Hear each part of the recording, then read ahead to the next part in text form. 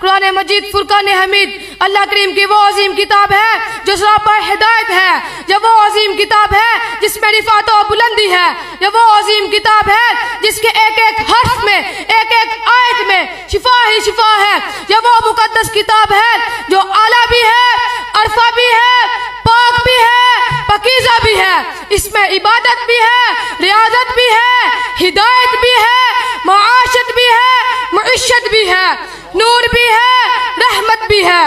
سامعین محترم، یہ عظمتوں والی کتاب انسان کو اندر سے نکالنے والی، حق و باطل کے درمیان فرق کرنے والی، دجالی فتنوں کو توڑنے والی، اہل بیت اور صحابہ اکرام کا دفاع کرنے والی اس عظمتوں والی کتاب کے بارے میں کیا پوچھتے ہو؟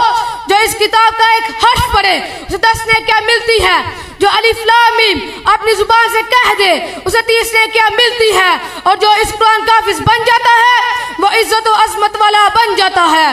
کل قیامت کے دن اللہ اس حافظ سے فرمائے گا، اے حافظ قرآن اقرا، بڑھتا کی، قرآن پڑھتا جا اور جنت کے درجات چڑھتا جا۔ آئیں اس کتاب کو سینے سے لگائیں، اس کی تلاوت کیجئے اور ترجمے کے ساتھ سمجھنے کی کوشش کیجئے۔